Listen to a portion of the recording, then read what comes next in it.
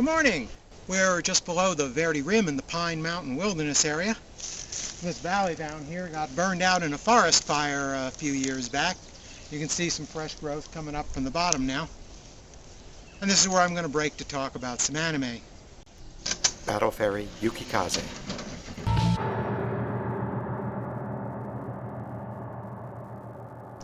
Battle Ferry Yukikaze is a sci-fi alien invasion anime from a couple of years ago. Gonzo's 5-part OVA series, based on novels by Choi Kanbayashi, has more thoughtful and demanding plot than many sci-fi anime. It also boasts some spectacular 3D computer animated aerial combat sequences. It's been released in North America by Bandai. In the near future, an alien race called the Jam opens a hyperspatial passageway from their world to Earth and invades through it. After the United Earth Forces drive the Jam back through the gate to their home world, the Earth Forces give chase and establish a foothold on the alien world of Ferry.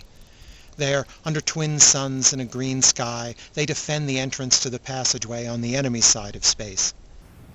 The UN's Ferry Air Force, the FAF, has now been fighting on Ferry for over 3 decades. The human bases on Ferry have grown large and isolated from Earth by the passageway, almost a small nation-state of its own. It's been so long since the war was fought on Earth, in fact, that much of humanity has forgotten about the ongoing interplanetary war. The only reminder of the Jam back on Earth is the towering cloud formation surrounding the passageway down in Antarctica. The FAF no longer draws its recruits from the patriotic elite of mankind, but rather from whatever adventurers, misfits, and outcasts it can get. Out of sight, out of mind.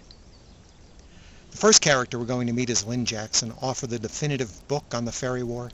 But it's been so long since the Jam have been on Earth that many now think of her work as fiction. She's not a major character here, but she provides us with some background on the war. The main character is Lieutenant Ray Fukai. He's one of the elite pilots of the Intel Gathering Special Air Force of the FAF. He's also a very quiet and withdrawn young man. Ray's Sylph fighter jet, B-3, is nicknamed Yukikaze. That's the title, of course. The Yukikaze has an AI on board that works with its pilot, Ray. Despite the considerable aerial combat going on, shooting down the Jam aircraft isn't the SAF's primary job on Ferry. The SAF are intel gatherers, observing the battles between the rest of the FAF and the Jam fighters to analyze enemy technology and tactics. Heading back to the SAF base from Ferry after one such aerial battle that he observed, Lieutenant Fukai's Yukikaze is approached by an aircraft that doesn't have an IFF. It appears to be one of Earth's fighters, another Sylph, but Yukikaze says otherwise, and Lieutenant Fukai takes Yukikaze's word for it and engages.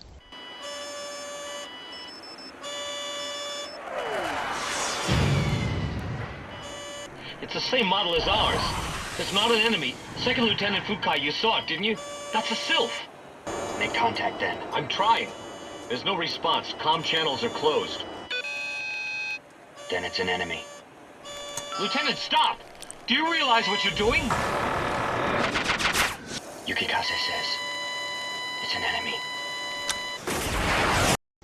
Back at base, there'll be a big investigation of Ray Fukai's decision to open fire on that unknown aircraft.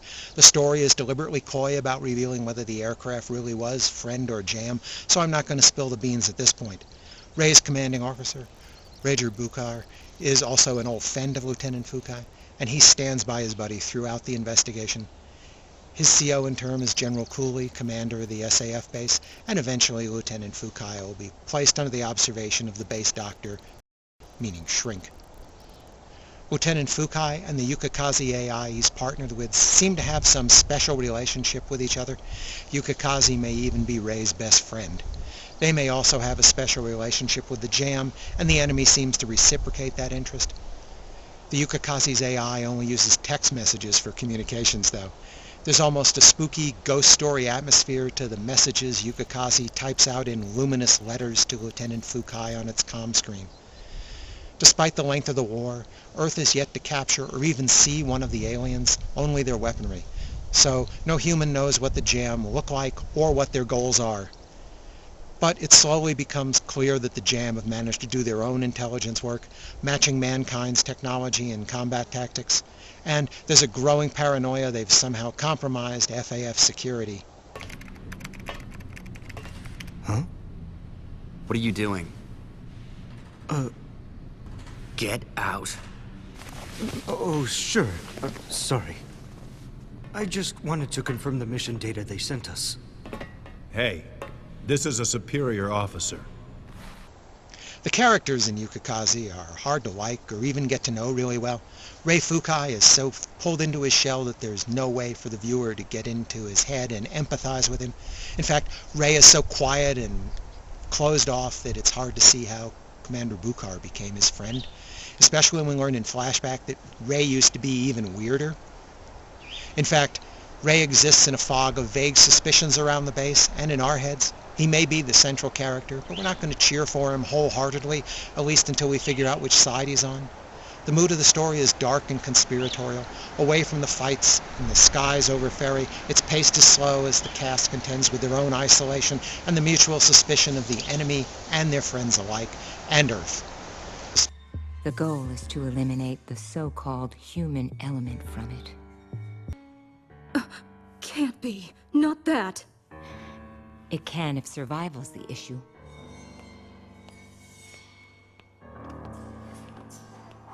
The story of Yukikaze is mostly episodic, with each OVA telling an almost self-contained story that simply builds on what came before. The overall story moves in small steps within the shorter scenarios of each OVA. There were several delays during Yukikaze's production, resulting in long gaps between some of the releases, especially between Part 4 and the final Part 5. That seems to show in the video itself, which seems to have a jump in plot between 4 and 5.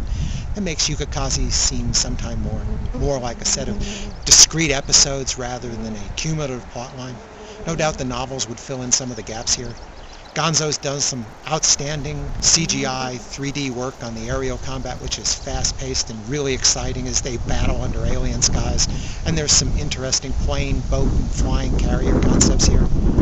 I also noticed that Bandai have given it a pretty fair English dub.